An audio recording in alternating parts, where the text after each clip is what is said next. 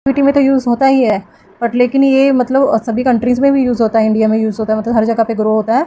But लेकिन इसके कुछ आयुर्वेदिक मतलब बेनिफिट भी हैं और कुछ मेडिसिन वैल्यूज़ भी हैं, इनकी बेनिफिट्स हैं, हेल्थ बेनिफिट्स हैं कि हम इसको होम रेमेडीज़ के तौर पे भी यूज़ करते हैं। ठीक है ना।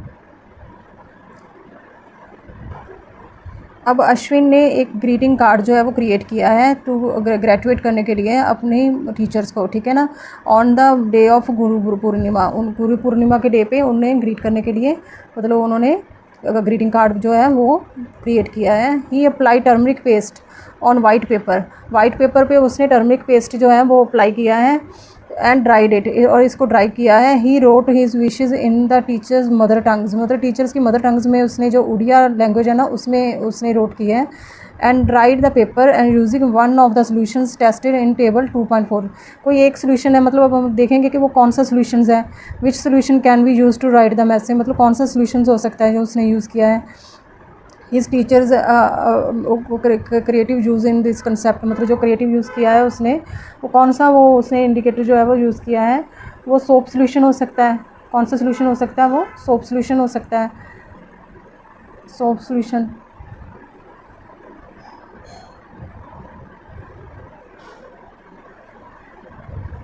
ठीक है ना। लाइम लाइम वाटर हो सकता है।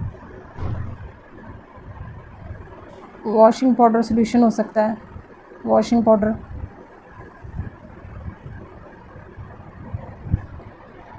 वॉशिंग पाउडर सोल्यूशन हो सकता है वो। ठीक है ना। ये सोल्यूशन उसने यूज़ किए होंगे। उसके बाद उसने अश्विन ने ये कहा है कि are there any substance whose odour change on adding acidic और बेसिक सब्सटेंस, मतलब क्या उनकी स्मेल भी चेंज होती है। स्मेल जो है वो उनकी चेंज होती है जैसे हम उनको एसिडिक और बेसिक सब्सटेंस जैसे कुछ ऐड करते हैं। कुछ ऐसे सब्सटेंस हैं जिनकी स्मेल भी चेंज होती है।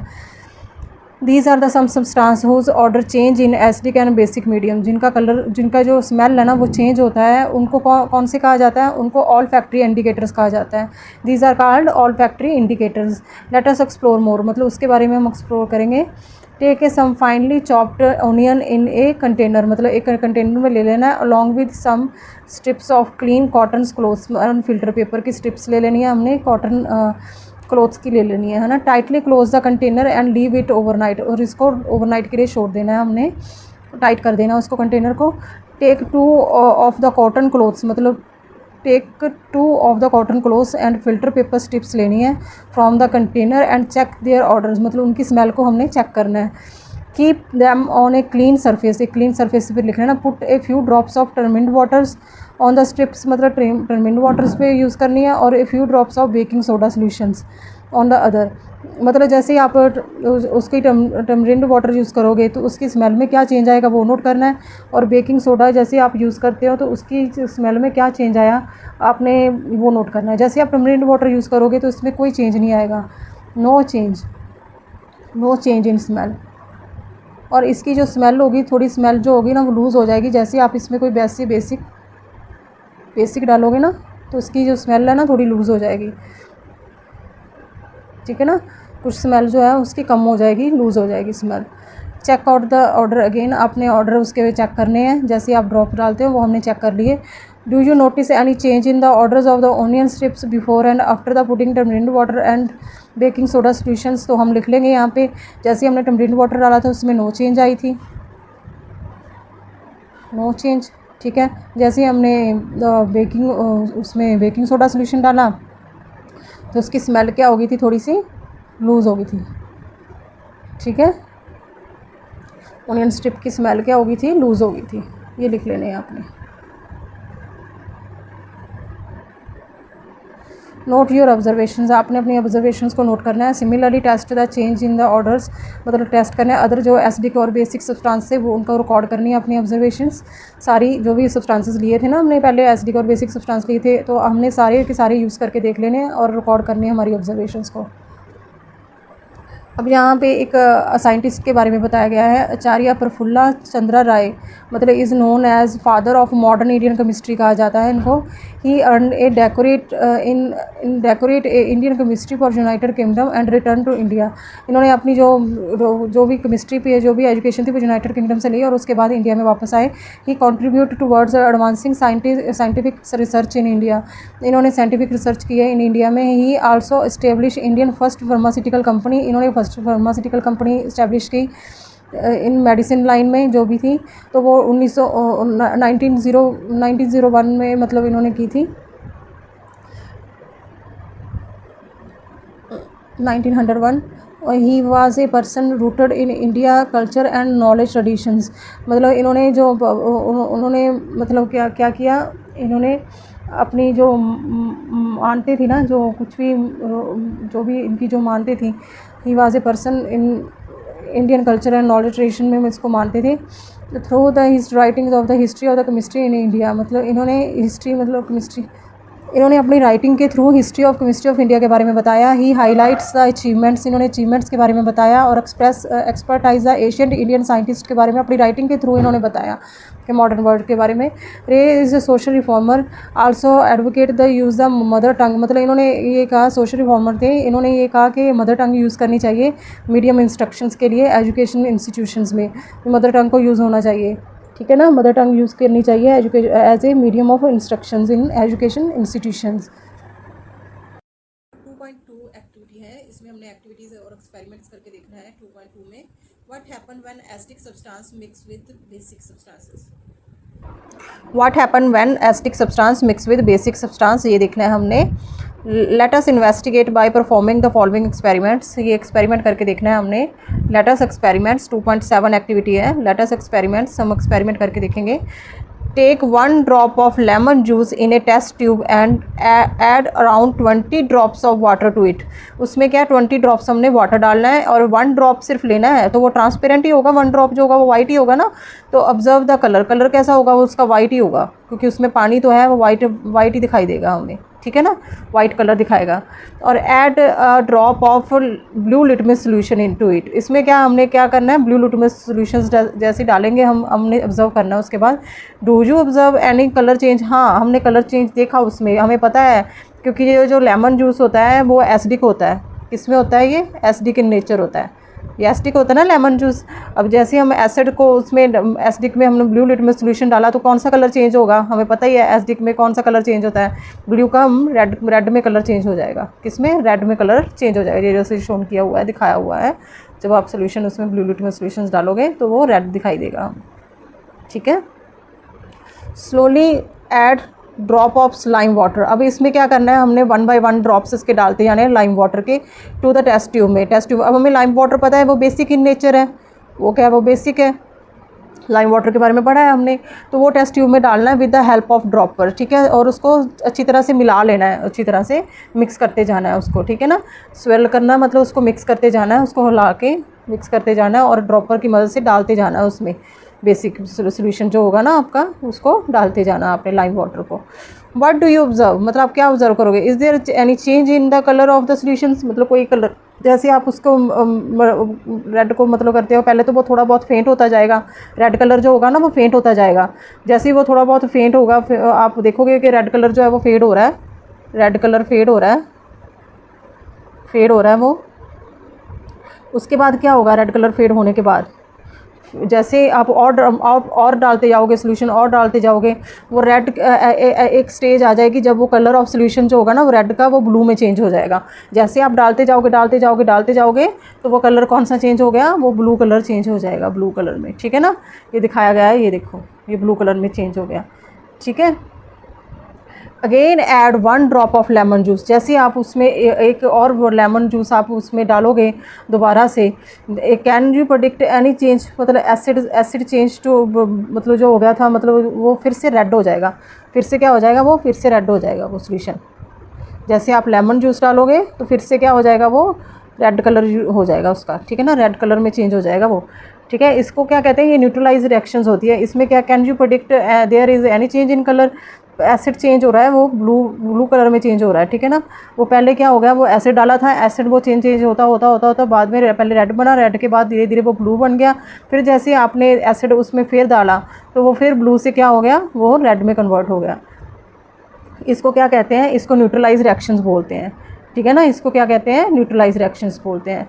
हमने ये प्रोडिक्ट करा ना उससे कि ये न्यूट्रलाइज रिएक्शन है।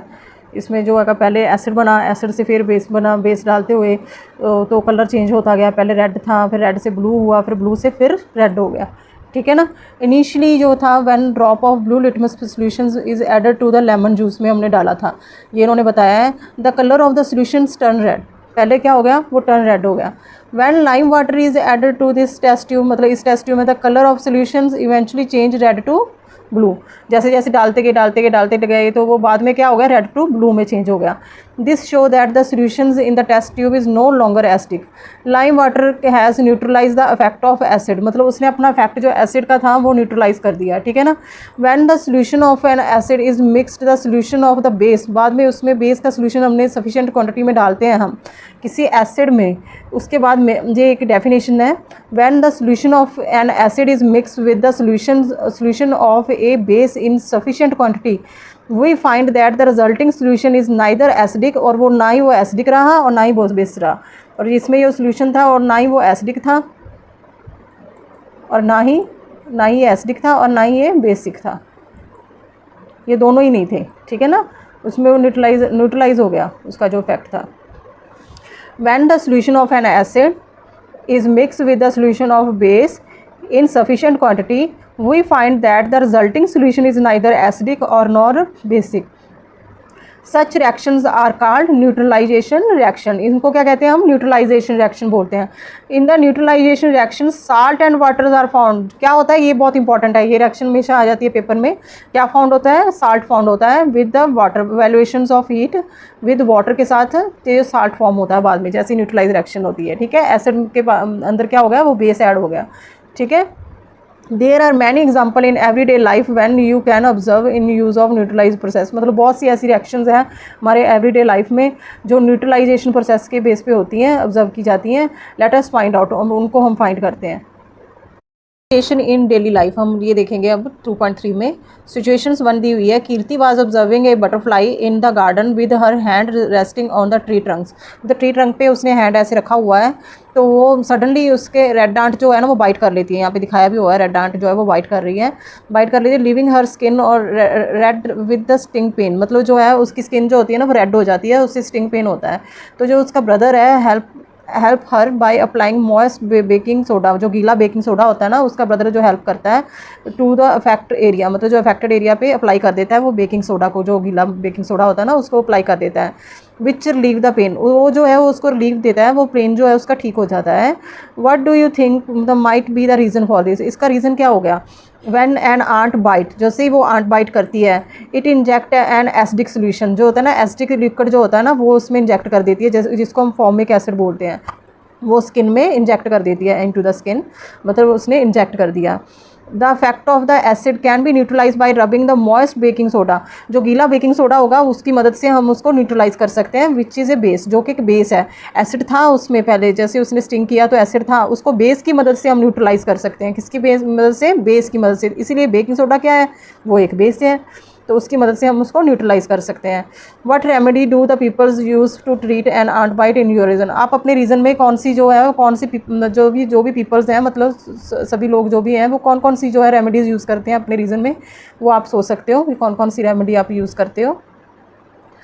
जैसे कि अब सिचुएशंस 2 दी हुई है, ऑन द फार्मर पोर्टल है, एक ऑनलाइन प्लेटफॉर्म है, द डिपार्टमेंट ऑफ एग्रीकल्चर है, कॉरपोरेशन एंड फार्मर है, वेलफेयर है। एक क्यूरी है, उसकी क्वेश्चन है फ्रॉम द फार्मर स्टेट्स, मतलब वो कहता है कि my plants are not growing well lately, मतलब मेरे प्लांट्स जो है ना वो ग्रो नहीं कर रहे अच्छी तरह से।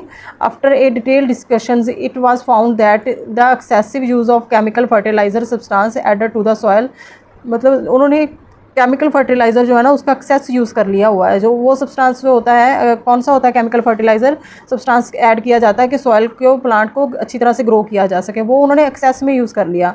उसकी वजह से क्या हो गया, तो सॉइल जो होगी वो एसिडिक हो गई, सॉइल क्या होगी वो एसिडिक होगी। What remedy might be provided to him, मतलब कौन सी रेमेडी है जो उसको प्रोवाइड की जाएगी, तो उसको मतलब कुछ बेसिक ऐड करना पड़ेगा उसमें। When the soil is too acidic the plants do not grow well, मतलब वो प्लांट जो होगा वो ग्रो नहीं हो पाया अच्छी तरह से। It can be treated with lime, चूने के पानी, मतलब चूना होता है ना, जैसे वो चूना होता है जिसको हम चूना बोलते हैं, उसको उसकी मदद से हम जो कि बेस होता है उसकी मदद से हम उसको न्यूट्रलाइज़ कर सकते हैं। जैसे कि वो चूने का पानी जो है वो स्प्रिंकल कर रहा है एसिडिक, वो न्यूट्रलाइज़ कर रहा है उस acidic nature of the soil को, ठीक है ना। If the soil is basic, मतलब अगर सॉइल बेसिक हो जाए, उन्होंने दोनों कंडीशन बताई हैं। अगर एसिडिक हो जाए तो क्या करोगे आप, लाइम वाटर का सोल्यूशन डाल दोगे उसमें, ठीक है कि नहीं। अब अगर जो उसमें अगर वो बेसिक है, ठीक है ना, तो आप क्या डालोगे उसमें, ऑर्गेनिक मैटर लाइक मैन्योर्स जो डालोगे और कंपोस्ट लीव्स डालोगे उसमें। जो ऑर्गेनिक मैटर्स जो होते हैं वो रिलीज़ करते हैं एसिड्स को, एसिड रिलीज़ करते हैं क्योंकि वो बेसिक है। That neutralize the basic nature of the soil, वो क्या कर देगी, वो बेसिक नेचर ऑफ सॉइल को न्यूट्रलाइज कर देगी।